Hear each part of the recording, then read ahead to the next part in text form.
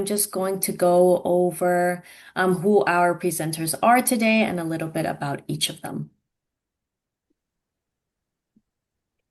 So first we have Katie Charles. So prior to her 11 years at GE College Prep, Katie worked in college admissions and athletics at multiple colleges around the country, including Dartmouth and the University of Georgia. She also coached at the collegiate level, ranging from Division 3 to Division 1 schools, and continues to help students with college counseling and the athletic recruitment process. And we're also going to hear from Laura Shadler today. Laura is a writer, educator, and admissions consultant with over 20 years of experience helping students gain acceptance to their dream schools. She has worked with hundreds of students and clients, focusing on college preparation, undergraduate and graduate admissions, application strategy, and essay writing, ultimately guiding students to find their unique academic and professional path. That's a little bit about our speakers today, and I'm going to hand it over to Katie. Well, good evening, everyone, and welcome to our presentation on building a balanced college list. Tonight, we're going to talk a little bit about how to understand what you're looking at when it comes to choosing colleges, how do you build out the types of schools you're looking for, and some things to consider across the board for you to better understand what would be a good fit and what we might be wanting to do with our college process. And we're going to start off talking about anytime we're looking at colleges, the goal here is to give ourselves options. And within that, when we're building out a list, we want to make sure that we have a broad range of schools. We want to be stretching ourselves for some top end colleges. And we also want to make sure that we have some safety schools. But the key with any of the schools that we're talking about is as you're building this list, you want to make sure that the schools that we're adding to it are ones you would actually attend. It doesn't do us a whole lot of good to add a safety school that we would never in a million years want to go to. We're wasting an $85 application fee and we wouldn't necessarily attend the school anyway. So as we go through this, we want to make sure that students are considering the types of schools they would actually attend and what would be the best fit for them. And they're going to fit into one of the three categories we have listed here. There's a fourth category, which we'll get to sort of at the end. First one is what we would like to call our safety or likely schools. This is where you, as a student, are above average compared to what is being accepted at the institution that you're applying to. It means that you are very likely to be admitted into the class. It is a school that you can feel pretty confident and comfortable that you're going to get a yes from. All right. And for each student, this is going to be slightly different. If you're a 4.5 student, your list of likely schools is going to be significantly larger than students with, say, a 3.5 or a 2.5. And so when we're going through this, this is going to be individually based, and those safety schools are going to be entirely about where are you above average compared to the other students they're admitting. Okay. The second type of school is what we call our target school, where you're right in the middle 50%. Your GPA, potentially your test scores are similar to what the average applicant or what the middle 50% of the school's applicants that are being accepted meets. Okay. Obviously, there's going to be additional considerations when colleges are reading your application, but the idea is you can get a pretty good feel for whether or not the school is a target based on GPA and test scores. Then on top of that, we'll add in things like extracurriculars or other items that we're looking for that will really help you fill out that application. And then there are what we would like to call reach schools. And again, this is going to be a little bit different for everybody, but this is where you might come in GPA or test score wise below the average acceptance rate. And we also kind of lumped into here any school that has lower than a 10% admission rate. Personally, I like to refer to those as the super reach. It doesn't matter if you are the valedictorian with perfect test scores and a 4.7 GPA and 11 AP classes. Harvard, MIT, Stanford, Caltech, they're also going to be very hard to get into. And there is no guarantee, no matter how good you are in the classroom. It's going to come down to a significant amount of outside factors that you're not necessarily, that you have some control over, but you still can't guarantee admission no matter how strong of a student you are. Okay. And so when we're talking about reach schools, there's the two different categories. There's a reach where you're probably a little below what the average student is that's coming in, and you want to make sure that you are taking a shot at it. And there are the schools where everybody has a very small chance of being admitted. And those are the ones that it's worth taking a shot at it, particularly if you're a top end student and you really want to just go out there. But we have to consider that our list cannot be entirely made up of too many schools in any one of these categories. If you're only picking safety schools, we may not be pushing ourselves as much unless there's very particular programs that you want. You want a mixture of target, safety, and reach. And again, this is going to come down to the types of schools where you think you might have the best overall outcomes, right? So as we go through this process, we're looking at this is we want to make sure that there's schools you really want to go to. We want to make sure that we have a good list of schools that fall into all three of these categories because we're going to be giving ourselves a bunch of different opportunities. Because who you are actually when you start this application process isn't necessarily who you're going to be by the time you graduate, and it's certainly not who you're going to be by 22 years old. So our goal here needs to be to give yourself a bunch of different options so that once you're really feeling good about making a decision, you guys have some different things to decide on and not just stuck yourself in one little category where we only have a couple of options. And this is something Laura and I can absolutely jump in and talk about this a lot. But I think there's a bit of a misnomer these days about what admissions looks like. When I was applying to schools 25, 30 years ago, sad to say out loud, but it's been a long time since I went through the college admissions process. Parents, for you, it's been a long time since a lot of the schools have been, and there has been significant changes in trends in admissions. So taking a look at this, back when I was, oh gosh, this doesn't even go as far back as I was applying, but in 2012, Northeastern would have been considered a target school for a significant number of students here, particularly on the West Coast. Okay. Their admissions rate was close to 35%. They were taking quite a few students. Now they have dropped, as of 2024, their admissions rate is right around 6%. They went from what would be a target school for quite a few students to what is going to be considered a reach to a super reach for most kids. And so, something we have to understand is there has been a significant change in the landscape of college admissions. And as that happens, we need to do our homework because schools that we used to think about that were like, oh, yeah, like that one was super hard to get into. Some of them have gotten less difficult. And some of the schools that were easier to get into have now trended in the direction of being much more difficult. Okay. And so as you go through this, it really helps for you to have a realistic understanding of where you fall and what we're looking at. Yeah, I would just jump in and add, I think when we think about these criteria, it's a really good place to start and it's a good place to, be familiar with the terminology, but it really is just the beginning, right? Because there's so many things that have changed over the years. There's also so many exceptions where it might look like a target on paper, but you're going for a really competitive major. And there's a lot of other factors that come into play. So this is kind of the first way of categorizing your list, but it's really just a very broad strokes. And then we get into more specifics down the road. Like, for example, a lot of students, everybody's like, well, I think there are two majors that we actually see a lot of students choose when they're not 100% sure what they want to do. It's usually either psychology or business. And Yeah. those have now become some of the most competitive majors to be admitted to because so many students who don't 100% know what they want to do are choosing one of those two, thinking, well, it sounds interesting. I feel like I could be good at this. And so that's what they go with. But then that massively increases the number of students who are applying to those majors specifically, and it brings down the admission rate. And so as we take a look at this and as we talk our way through it, it's really helpful to understand, what you're looking at, how your specific major might be impacted by admissions trends and the number of applicants that might be applying. So where do you fall against that? Okay. Yeah. So I was as we're just gonna go ahead. Oh, sorry, Katie. I was just going to jump in and say, I think the perfect example I always give my students is Indiana, right? Where it's like, if you look at Indiana's acceptance rate overall, I think it's like maybe 75, 80. It's very high. It would be, again, a safety or target for a lot of students. But then if you go to try to get into Kelly, their business school, it's a different story, right? It might not be as competitive as some, but it's quite competitive. So I think looking more beneath the surface of your major and other considerations is really important.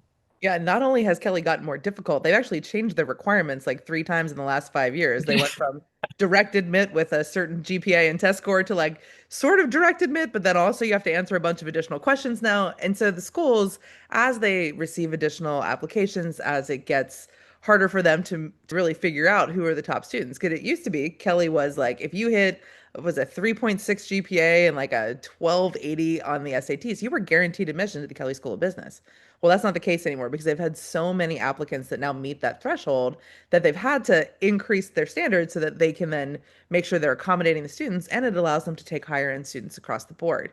And the school has improved its reputation for graduates. They've done a really nice job, but with that becomes a much more competitive admissions environment as well. Yeah. All right. So when we're talking about this, as you're building your list, there's a couple of things you really want to be considering while we're doing this. And the first one is standardized testing. For a lot of students, we lived in the COVID age here for the last couple of years where it was like, you don't necessarily have to take the SATs or ACTs, and some schools are still test optional, but we have seen a major shift back towards test required at quite a few institutions. And even the schools that were test optional, the numbers show us that they were still accepting students that had test scores at a higher rate than those without. Standardized tests, is whether you love them or hate them, it really comes down to the schools being able to say this student has met the threshold for the baseline of what we need, right? And so they know that there's at least a base of knowledge that you can build off of that means you're prepared for college, right? And so with a little bit of that, for a long time during COVID, it was a little bit smoke and mirrors. Like you could get away with being a really good student but not testing very well. Now you've got to make sure that we're at least at the baseline that colleges will need for admission. Okay. However, the Cal States and the UCs, so our local colleges, are still test blind and will continue to be so. So you have to start to do a little bit of homework on what individual schools will need. So if your list comprises mostly UCs and Cal States, but say you also want to apply to USC, you're probably going to need to take the SATs and ACTs to see how you do. Because while USC is technically test optional, they are still much more interested in seeing a set of test scores. Okay. And so as we kind of go through this, any of the top end schools, our first to go back to test required was MIT because they were having a hard time with students on the math portion. And so they went right back to having tests required and with a certain threshold required for the math on the SAT and ACTs to be considered for admission. And then from there, like I said, as we're going through all of these different things, if you take the test and you get it done earlier in your life, you'll make your life easier here too. Our recommendation, generally speaking, is if you're going to take it somewhere close to the end of completing the Algebra 1, Algebra 2 geometry grouping of math classes, right? The first semester of like your math analysis, pre-calculus, trigonometry class is where you start to get out of what would be considered for the exam. And you don't want to get super far away from the algebra geometry portion because that's going to be the heavy portion of the exam. You start to get into higher math and you forget kind of the basics. And so when you're taking the exam, you want to take it relatively close to the end of that so that you can build off what they're doing there. Okay. And so that's something that you want to consider as we're going through this. And I know there'll be another presentation that talks all about testing. So you guys can pick that up and sign up for that one as well if you want to hear more about the testing policies. The next thing you guys want to consider, and this is a conversation to have with parents, is what are your financial considerations? Are there going to be limitations? Are you trying to, you know, get something that is within range of an in-state school? Are you looking for ways to save money? Are you looking for independent scholarships? One of the biggest things that we hear, and Laura, correct me if I'm wrong, is a lot of students will say, well, I'm only applying to the UCs and Cal States because those are the schools I can afford. I don't want to apply to a private school because they're too expensive. What we say to students is this is where it becomes really important to kind of do your homework. There is a stated sticker price for colleges, but then most private schools in particular, and even some out-of-state schools, they will offer some form of discount or financial aid that allows it to get relatively within range of the state schools. If they didn't, those colleges wouldn't exist for very long because they'd be so much more expensive than the average school. But the goal here is the colleges will also list what they call their discount rate, which means if it says that the sticker price is $75,000 a year, what they will show is their discount rate, which is what your average student is paying to go to school there. And usually it's about 50% of what the stated um, sticker prices. And that's something that's worth looking into. There's a lot of smaller colleges, particularly private schools, that offer significant financial aid that allow you to consider some of those smaller schools that are not state affiliated. And so it's worth taking a look into it and doing your homework on that one. There's a really interesting list that you can find online. It's called the buyers and sellers list, and it actually is a just a giant spreadsheet that the author Jeffrey Salingo put together. But it's really fascinating because it will list out the schools that give the best merit aid packages, and it can be a really interesting and illuminating list to look through. Yeah, you'll be very surprised. Like, a lot of students are like, oh, well, the Ivies are really expensive. I don't know if I can go there. But each one of the Ivies now has a threshold where if your family makes below a certain level of annual income, you can actually go free with no loans up to, I think, close to 80% of the students there are receiving some form of financial aid. And so that's worth considering is they have ways to defray the cost and keep it within line to make it more affordable to average families. Okay. The third piece on the financial considerations we're actually going to cover here in a minute, so we'll leave that one for right now. But there's some out-of-state schools that we're going to talk about that are very accessible from a financial standpoint as well, despite not being, if you're a California resident, you have access to quite a few of these schools. The third thing we're going to want you to talk about is personal fit. And this is one where, as counselors, Laura and I love to work on this kind of stuff with students, is really asking the questions to help you understand what it is you're looking for. I often find my students go one of two directions, particularly with the first one on the size, location, and setting. They either are like, I want to stay in California, I'm a California kid, I don't want to leave home. Or the second one is, please get me physically as far away from here into something as totally different as humanly possible. And so the happy medium here, the idea is to start to explore and figure out what works for you. Identify the style of school you want. Are you a big fan of an urban campus? We very often get a whole bunch of students who are like, you know what? I think I'd really love to go to NYU. I'm like, awesome. Have you been there? Because you might not even recognize that you're on campus except for the pretty little purple banners that are all hanging around in lower Manhattan, right? Or what about a school that's kind of out in the middle of nowhere and the only thing there is the school? I went to one of those. Personally told my father I was no chance I was attending one of those. Yes. And as it turns out, I absolutely loved it because the school was very much a community.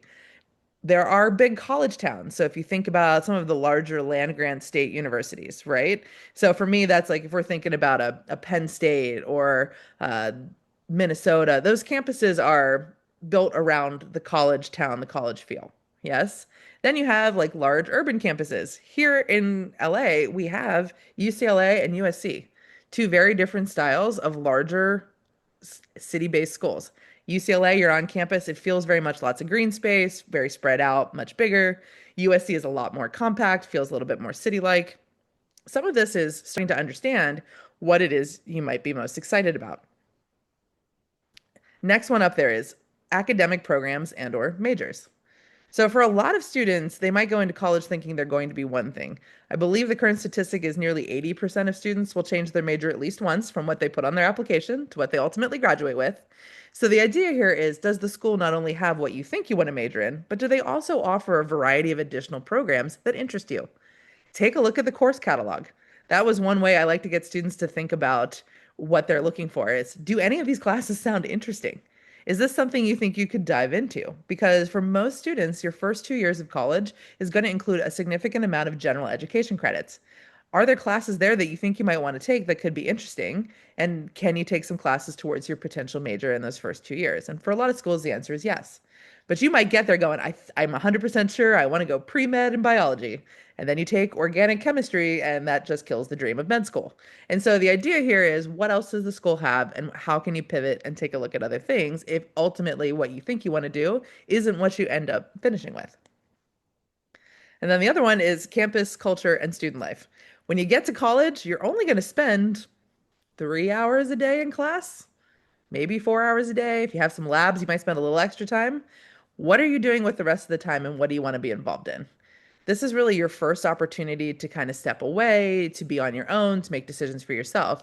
What do you want to be involved in? Is Greek life going to be something that you're excited about? Are you looking for study abroad programs? What kind of internships and networking opportunities does the school offer? Are you a student that likes to go to big sporting events or go to concerts? Is it in a place that you have access to things you're excited about? Maybe it's art museums or, different things that are going to be around the campus for you to decide how you're going to spend your time outside of the classroom because you're going to be spending a lot of it outside of it.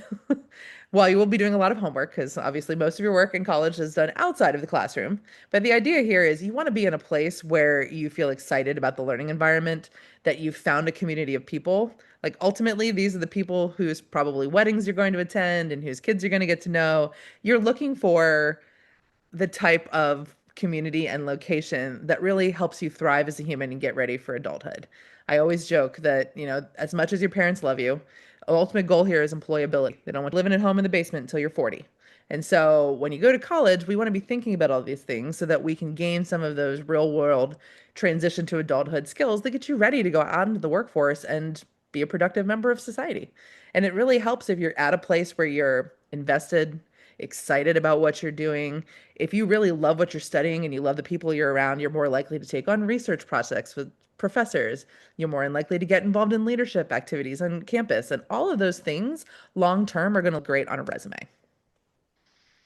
And I would add too, I'm having so many interesting conversations right now with my seniors who are trying to decide right between school A and school B.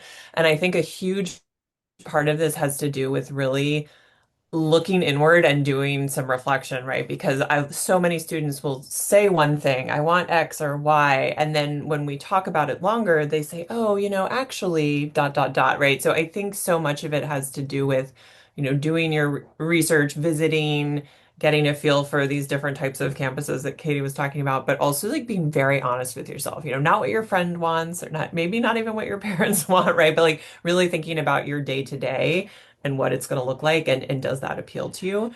I think sometimes there's some surprises there when you dig beneath your immediate answer to those questions. Absolutely. That's a big piece of it. And I will say though, do listen to your parents a little bit in terms of Yes, do they listen to know your parents. they know you well. Because I said the school that I chose, the first time I went to visit campus, I told my dad to turn the car around that I was never going to school there. And my dad was like, well, we drove 2 hours, get out of the car. So, but I wasn't on campus 20 minutes and I had a really good feel for the place. And it took me a long time to tell my dad he was right, but he knew me better than I knew me. I was convinced I wanted a large school in the middle of the city and that I wanted all of these things. And ultimately, I wanted the exact opposite. But the school that I chose allowed me to design my own major. I ended up triple majoring. I studied abroad. I interned at the European Parliament. And so all of those things were when I was 16, 17, going through this process early in it, I was like, whatever, I don't really care. Like, I just want to go where all my friends are going to be. And by the time I was in the second half of my senior year, a little more reflection went into it. And that's a big piece of this. For most students, unless you go early decision, which we're going to talk about in a little bit, you're not going to be making a decision necessarily on where you're going to school until May 1st of your senior year. That's the deadline.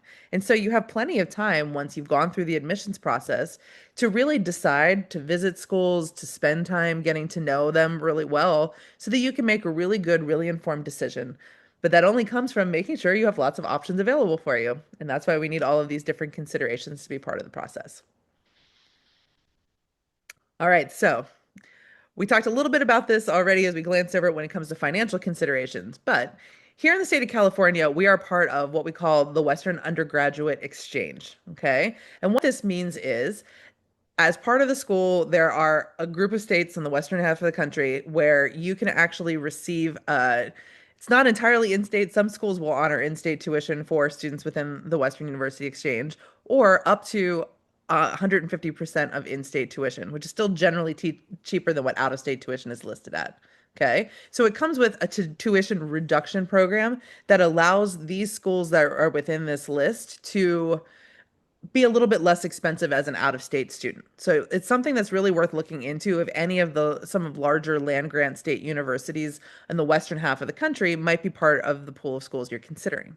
Um, all the schools, so it's Alaska, Arizona, California, Colorado, Hawaii, Idaho, Montana, Nevada, New Mexico, North Dakota, Oregon, which is a big one because we've got a lot of students that apply to schools in Oregon, South Dakota, Utah, Washington, Wyoming, and the U.S. Pacific Territories, which I don't think I've had too many students apply to schools in Guam or the Commonwealth of the North Mariana Islands, but in theory, you could go to schools out there and that would be part of the Western University Exchange. When we talk about this, not every large school out in these states is included, but some of the bigger ones that you would regularly apply to. University of Arizona is a very popular one for California students to apply to, and it is on this Western University Exchange. Same with the University of Hawaii, both at Manoa and at Hilo. Okay. Montana State and Montana have gotten incredibly popular for the outdoorsy people, and those are both within the exchange as well. And you get Oregon, the University of Oregon, which we have an absolute ton of California students that apply to. It's also part of this program.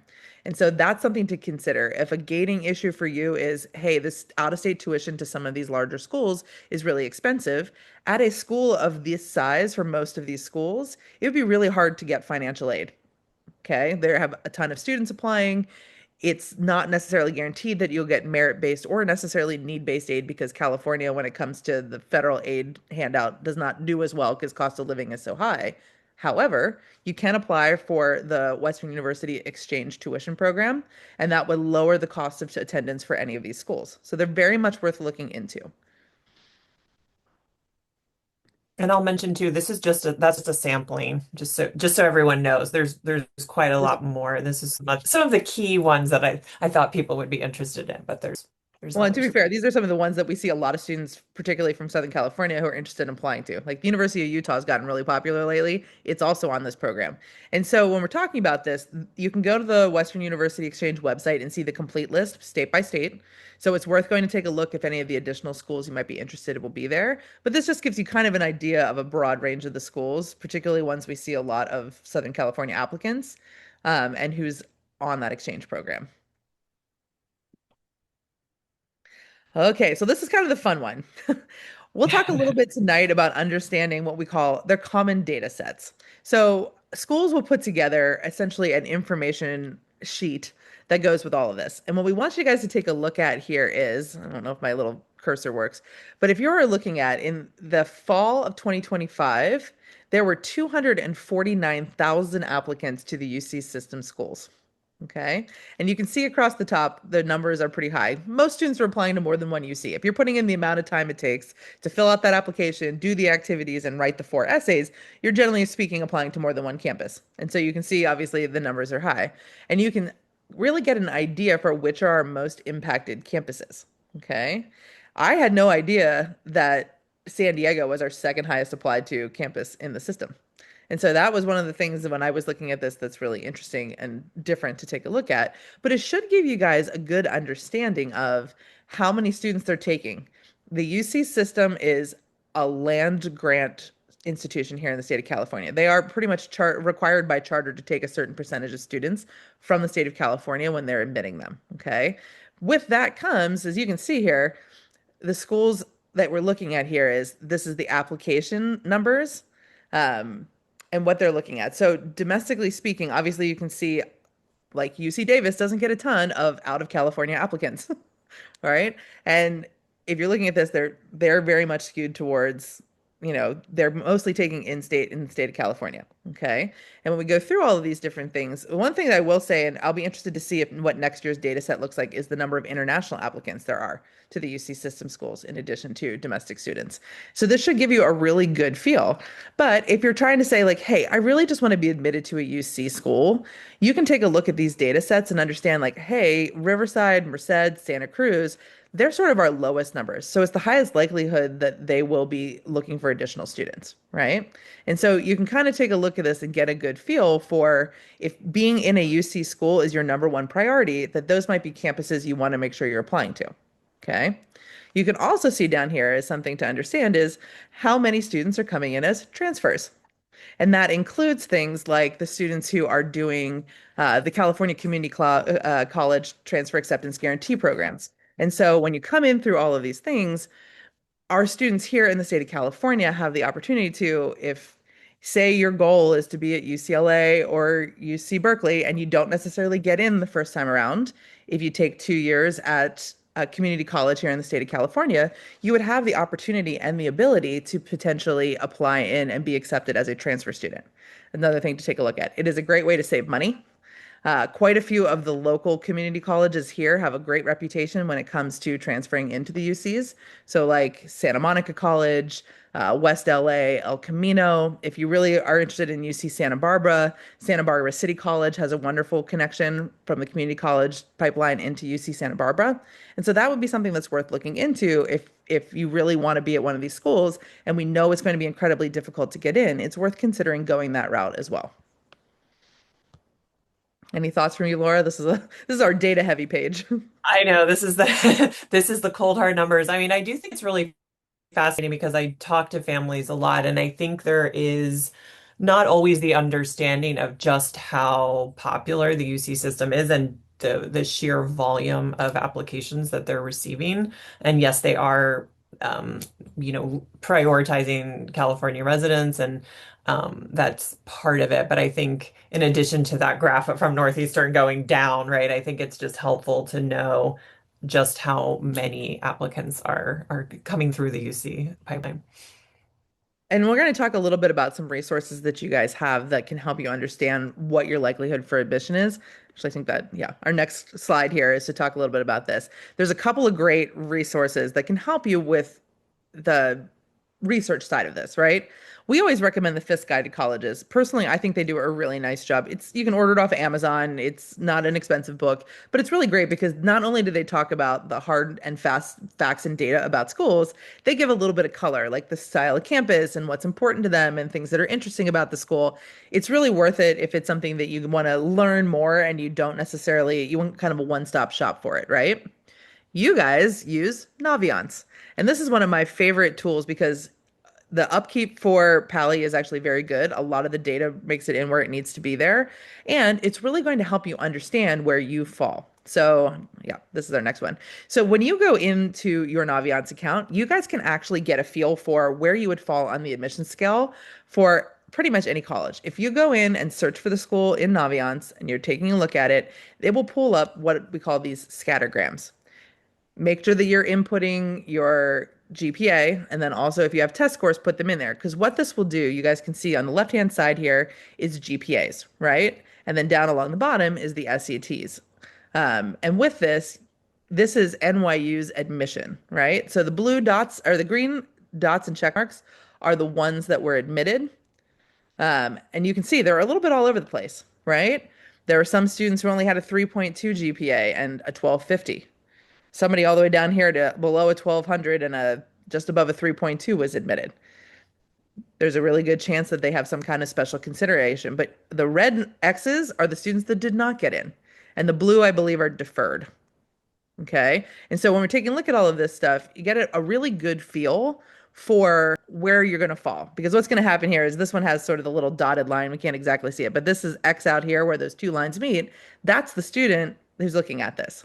Okay. So you should be able to put in your GPA and your test scores into Naviance, keep it saved in there. So when you go in to take a look at any school within Naviance, this scattergram for each school will come up and it is specific to your high school.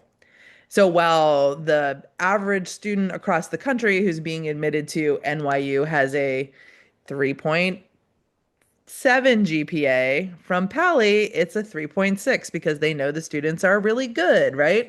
And so you'll get a much better feel for how this is going to be specific to your school. Because ultimately, in the admissions process, not only are you going to be competing against other students from all around the country, but also any other students from your high school that are applying, they're going to say, like, which kid from here do we want, right? And so differentiating yourself in that capacity and having a really good understanding for who is going to be admitted, where you fall within this, other things that might impact your admissions process also. Laura, have you played with this tool yet?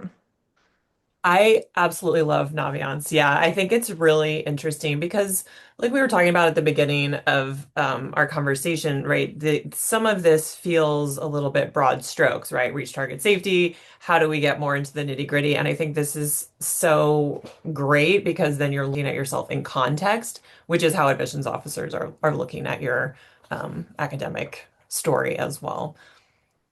Yeah, a big piece of this is knowing kind of what you're up against and knowing who has been successful and who has not been successful in the admissions process prior to you, right? And again, this tool, it's available. You guys should have your logins, I believe. They usually go over this with everybody around junior year. So you don't have one yet and you're not yet a junior, just wait it out. But for the juniors, you guys should already have access to this and be able to kind of jump in and take a look at it at any time.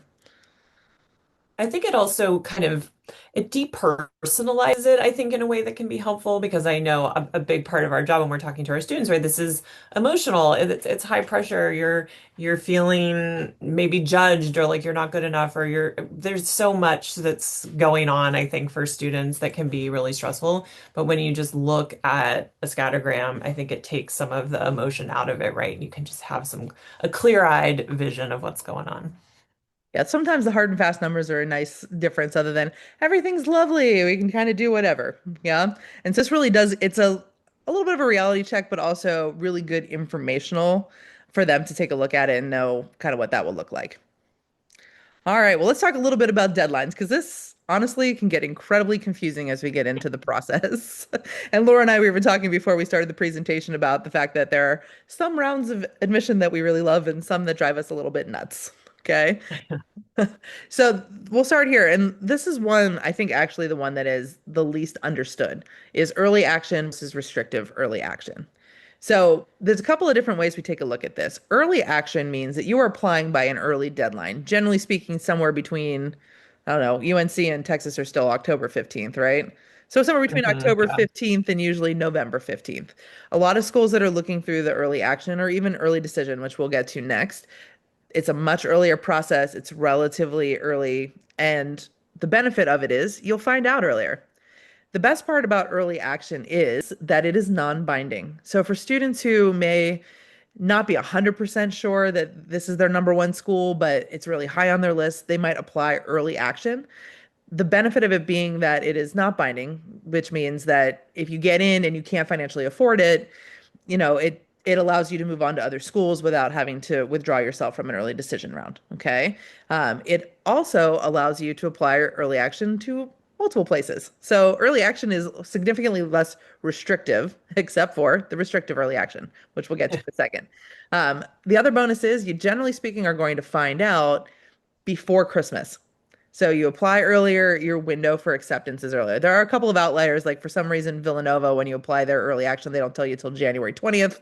I don't understand it. However, most schools will try to get it out to you prior to Christmas so that you guys can feel a little bit. The best part of that is the peace of mind. Like you are admitted to college earlier so that you know and you don't have to spend all of your second semester stressing while you're waiting for college admissions decisions to come back for you. Okay. But at the same time, it's non-binding. And quite frankly, it doesn't always super increase your chance of being admitted to a school. Okay. Since it is a non-binding round, it might help a little bit, but it isn't necessarily going to put it over the edge to help you get through the process. Okay. The one that drives us all a little bit nuts, but a lot of the very top tier schools in the country offer it, is restrictive early action. And this one just means it follows the same pattern as early action, but with restrictive early action, it is thought of almost like early decision, but is still non-binding. And again, a big piece of that has to do with the cost of the schools that are offering restrictive early action. The Ivy Leagues, Princeton, Harvard is restrictive early action, Stanford, Notre Dame. So there's a bunch of schools that are on the higher end of both the financial side of things and the academic side of things that offer restrictive early action.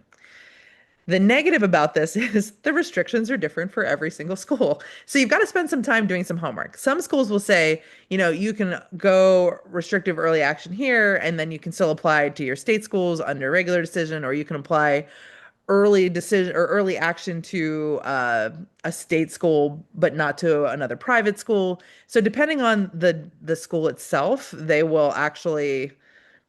have slightly different restrictions for each one. I would really love it if they were all on restrictive early action and had the same rules, but they do not. It just means you're going to have to really focus on reading the fine print of the schools that are offering this as a decision round to decide whether or not this is going to be the right choice for you when it comes to the admissions process. And I would chime in and add with the thing I love about regular early action, not restrictive, is that it also allows students to divvy up their workload and to front load some of their work. So for some of my students, they're applying to 15, 20 colleges, right? And if half of those or even six of those can be early action. I find it kind of organically makes the workload spaced out better through admission season. So you're not pushing everything for regular decision like over Christmas break, right? That can be kind of a nightmare for everyone. Yeah, the goal here is that you actually get to enjoy your senior year. I'm a big Yes. advocate for even if you're not going early, to try to get them in by Thanksgiving so that you can enjoy your Christmas holiday. But every student isn't going to be able to do that. So the nice thing about the early action round is you're actually rewarded for front loading the work. You're going to get Yeah. a decision back sooner too, which is nice. And you can, I'm not going to say decide whether or not you want to apply a regular decision to other places, but it might be you get into some of your top choices and now you're like, oh, maybe I don't have to write 4 essays over Christmas holiday because I've already been admitted to my top choice schools. Okay. If you're not admitted to any of them, then you'll know, hey, I've got to put in the work and make sure I'm a good candidate for the next round of schools. Maybe you need to add a safety school, something along those lines. But it really does give you information earlier in the process that really allows you to make good decisions around the applications. Katie, that reminds me too of the other thing I love that, yeah, I often talk to my students like if you apply early action to University of Oregon and that's your favorite safety school, then you don't have to do all these other safety schools that you had on your list, right? So it becomes a natural way to also like streamline your workload that for a lot of students is a huge relief and you can just kind of weigh in the moment like, okay, great. I would pick this over that. I'm done with the other ones. Excellent. All right, Laura, you want to kick us off an early decision? Yes, good old early decision. So early decision, similar to the other two we just discussed, the deadline is almost always November 1st. But the very, very key thing here is that it's binding.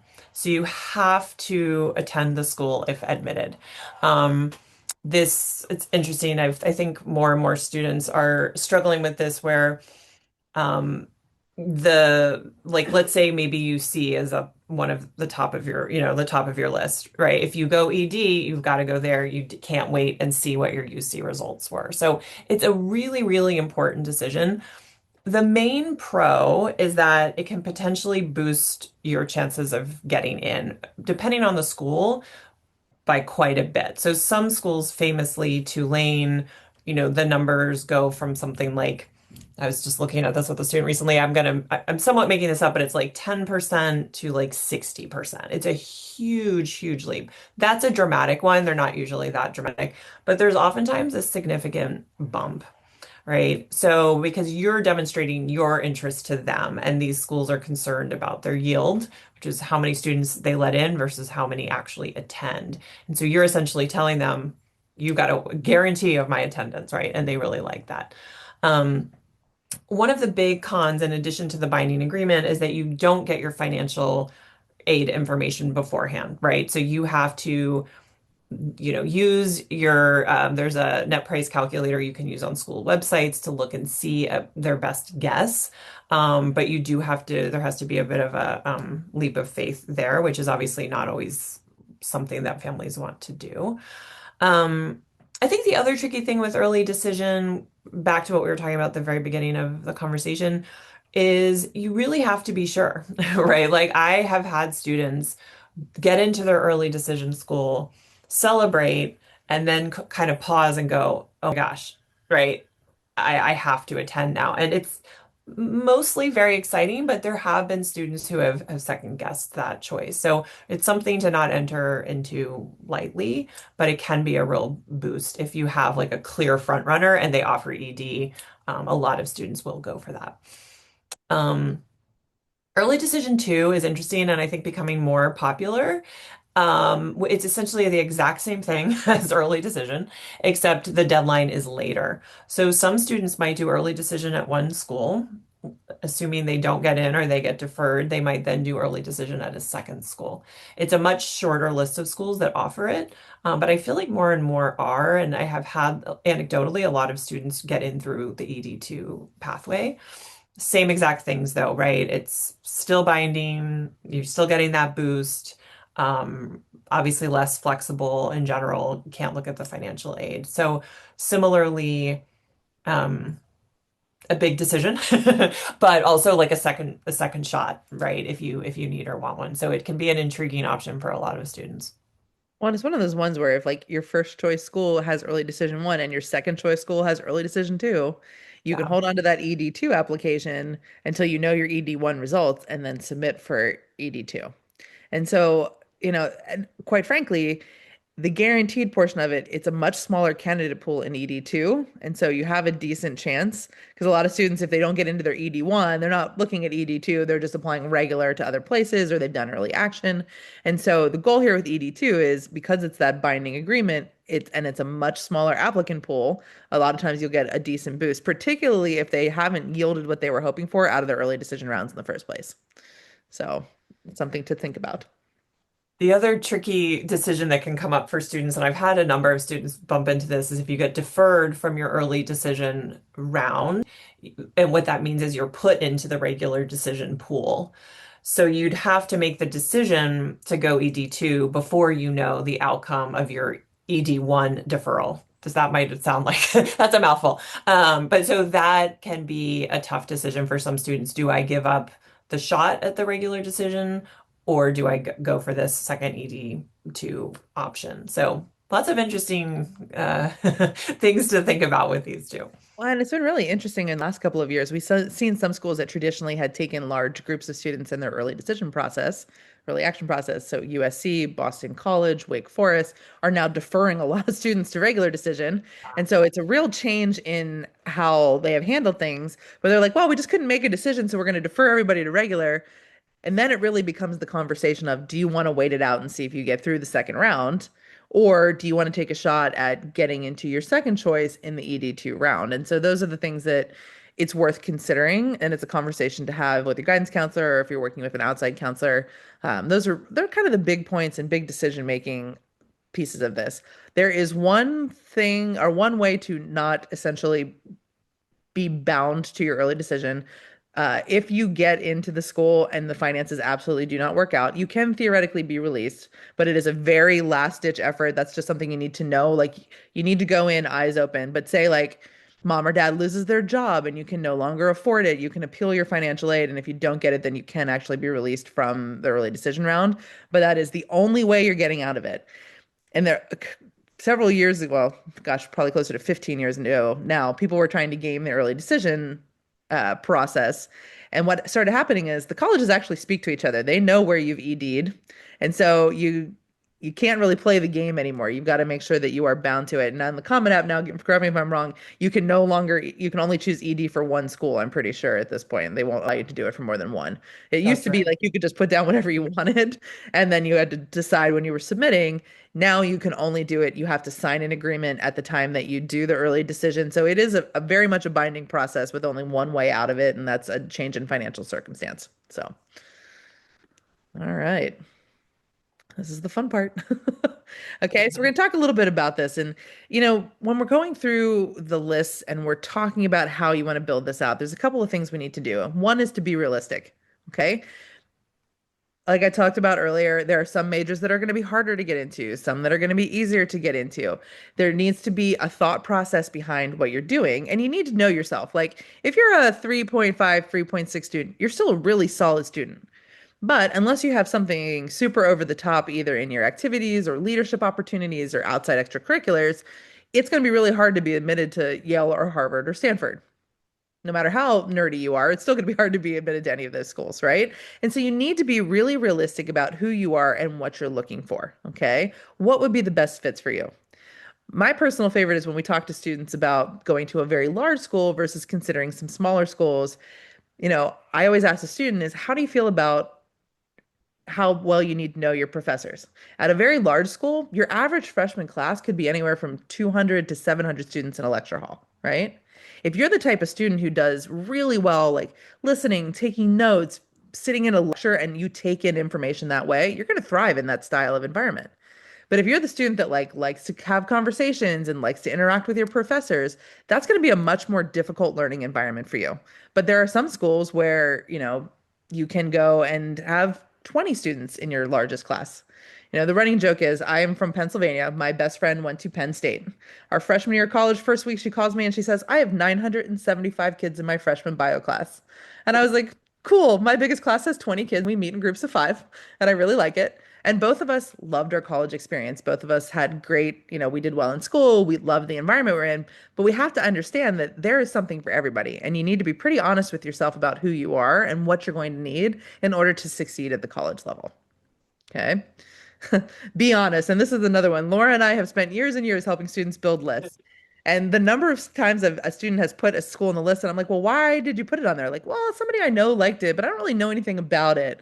And I'm like, before we add a school to the list, we want to make sure it's somewhere you'd actually like to go. Well, like my friend liked it, so I thought, hey, why not? That's usually not a good enough answer for me, and I'm sure Laura will shake her head on that one as well. The goal here is for you to figure out what you need and want so that this becomes an easier process, right? You are who you are. You're not your friends. You're not something else. So the idea here is how do we get in there and actually learn about the schools? And how do you build a list that actually fits you, right? That's going to be a big one for all of this. And the be thoughtful one of this is we have plenty of students who are like, I can't wait to get out of here. I'd like to go to a school like out there in the middle of nowhere. And then my question is though, like, are you a student that's going to be okay if you have to take a bus to an airport that has two connections to get back to Los Angeles? Or are you a student that wants to be within direct flight of here, or you want to be within driving distance? Talking a little bit about the climate, about where you're at, about what you're interested in, and making sure that you're thinking about all of the things outside of just the academic reputation and the name on the front of the sweatshirt. Because the goal here is to find the right place on the first shot. Well, there are a significant number of students who transfer these days. When you do that, you can oftentimes lose credits. You might take you longer to graduate. You may not be able to get into the majors you necessarily want. And so the goal here is to do the work on the front end so that when you get to college, you can enjoy your 4 years there at a place that will do right by you. Okay. That you like the community, that you like the academics, that we're looking through all of those things. Laura, your thoughts on Hey, this? yeah, I want to jump in and just say one more thing about the be honest category, because this is a conversation I have with my students a lot. I think there is a conflation of, my reach schools are the good schools on my list, and my safety schools are like the bad schools on my list. I think there's this oftentimes this sense of like, well, I'm not really going to end up at my safety school. And while that is often the case, I think it's really not useful to not be seriously thinking about those safety slash likely schools. They should be, I always tell my students, you should be as excited about your safety school as your reach school. Now, I realize that's probably never going to happen 100%, but in theory, the spirit of that should be true. You should be like, oh, yeah, I found this really cool program at University of Oregon that I love. Or, oh my gosh, if I go to University of Oregon, I could go into their honors college and take these really interesting specialized courses. So that there is something there that excites you. So that if for some reason that is what you end up choosing between, a target school and a safety school, let's say, that you don't feel like, oh, wait, I didn't actually want to go to these places. So I just really want to underscore that point that there are so many incredible schools out there, and those safety and target schools can be amazing places if that is where you, in fact, end up. I went to my safety school, so always a good one. And then that's the thing is, we say this is about you. And it's a completely individual process. And all students, the goal here is to find you the right place for you to transition to adulthood, right? To learn the skills you're going to need to hopefully find a job long term. But the goal here is to get where you are most excited, enthusiastic, and on top of it. And that list shouldn't be the same as the person sitting next to you. And it's really important that we spend time in the self-reflection phase because it's very unlikely you're going to go to college with a bunch of people you're sitting in high school with right now. Yeah. And so make sure that we're making decisions based on what might be best for your future. All right. Now, does anybody have any questions? We did talk quite a bit. I think there might have been one. Yeah, I can go ahead and find those questions for you guys. Perfect. So we did have a question from one of our attendees who was asking, or I guess, well, stating and then asking, I hear from different people that boys are at a disadvantage versus girls in the application process. Is there any truth to this, or is this just a myth? It's actually the exact opposite. There are far more girls who are applying to four-year institutions in the US right now than there are boys. And so that is just something to consider. It used to be the opposite direction, where it was a little bit more of an advantage as a female because campuses were working to get towards a 50-50 split in male and female students. But actually now it's the opposite direction, and it is skewed more to female in higher education these days than it used to be. So And I boys would actually have a little add bit of that, an advantage. yeah, I would add too that it is also contextual. So I think depending on the school and the demographics of the school, depending on the major, I was talking to an admissions officer years ago now at one of the like polytechnic schools, right? And he was like, "We need girls," right? So I think a lot of it depends on the context of the school. Yeah, a lot of the engineering schools are like still 80% male. And so female applicants for them will get a push, but it's the exact opposite. So say you're a male and you want to go into, I'm trying to think what would be a very female dominated, usually like creative writing, oftentimes is very female dominated. Male applicants into that could potentially have a boost from the fact that that is something that they're not seeing a ton of applicants. And here's the thing. Those are things we can see after the admission process and after the admission round, but they're not things that we can necessarily speculate on. So it's not like you can roll in and be like, you know what? If I apply to the classics because nobody else is doing it, I can guarantee I can get in. If your application doesn't show your interest in it, doesn't show that you've done work in the background, attempting to game the system in that capacity isn't necessarily going to work out. And so when we're taking a look at this, the idea here is to decide what you think you want and make yourself the best possible applicant for it versus hoping that you can like figure out something you might want to be based on what you have and what might be easiest to get into. Great. Thank you so much for both of your answers and insight. Another question that we have is from a parent asking, my child has ADHD. What do you recommend for their college list if we know that they have difficulties with test taking?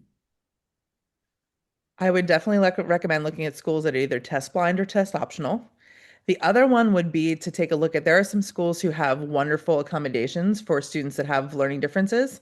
The couple I can think of off the top of my head, like Augustana out in Minnesota, the University of Puget Sound, they've been test blind for as long as they've kind of ever existed, just because they were looking at students from a holistic perspective and have a wonderful support system for students that need a little bit extra push from the learning differences side of things. So really getting to understand what services are available and what the college is valuing within the admissions process will be a big piece of that. A lot of students, there's significantly more. It used to be like ADHD wasn't diagnosed nearly as much. Now we see it significantly more. The colleges are well versed in how to handle it, but it does come into the test taking. The other piece of this, and I'm sure it'll get covered when they do the test taking webinar, is maybe requesting or applying for extended time on the exams for your student in case they need a little bit extra that might help them do better on the exams and give them a wider range of schools they could potentially apply to.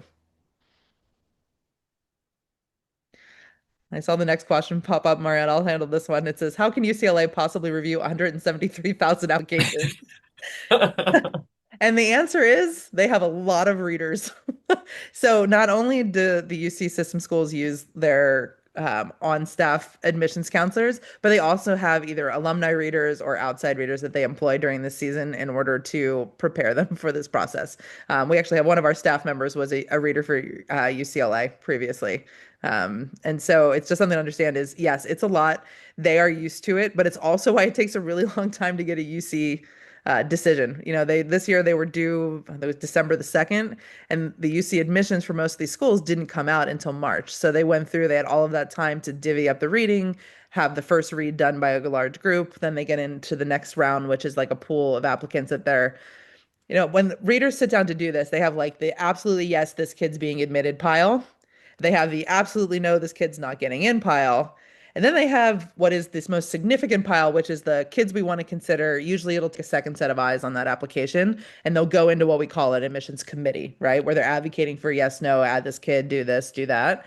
And so with 173,000 applications, they break it up into pods. There's different readers that do it, but understanding that, it's usually going to get if you're a very much a yes or very much a no, you might only get one set of eyes, but you're going to get read at least by two different people, generally speaking, in the admissions process in order to make the best possible decision.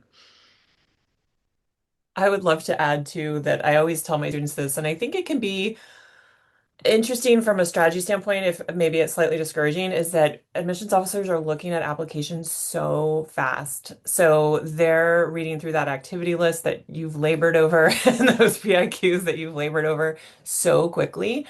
But I actually find that to be an interesting piece of information because then we want to work, right, to present that information in the most readable, clear, exciting way. So that by the time, like Katie said, someone's advocating on your behalf, they're like, hey, the student who did da da da da da, and they really understand because they looked at your very polished, well-crafted activity list because they're just going through.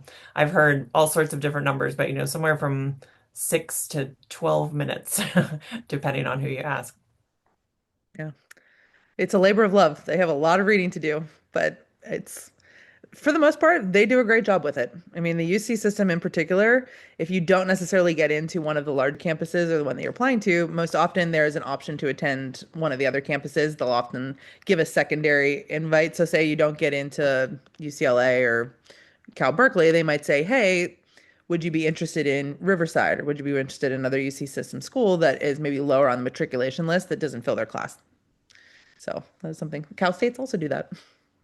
Although with a whole lot less information, because when you're applying to the Cal State schools, there's no activities list and there is no essays. It's just straight up academics and information, the data entry. So it is a whole different ballgame. And we didn't put it in here because it's a website, but you can actually go and take a look at the admissions rates by campus for the Cal State system as well. They actually have a pretty cool work table, but we couldn't quite figure out how to get the link in here so that it worked correctly and we could also show it to you. But if you Google it, you should be able to find what the admissions rates over the last couple of years have been. We actually just passed that around to all of our staff because it was a really fun little table. Okay, great. Thank you so much for those answers. That was the last question that we had. If anyone has any other questions, feel free to contact our team at the email or phone number on the screen. I'd like to thank our presenters today, Katie and Laura, for all of your insights and the information and advice that you gave our attendees. And I'd like to thank everyone for joining us in this webinar today. Thank you. Thanks so much, everyone. Thank you. Bye.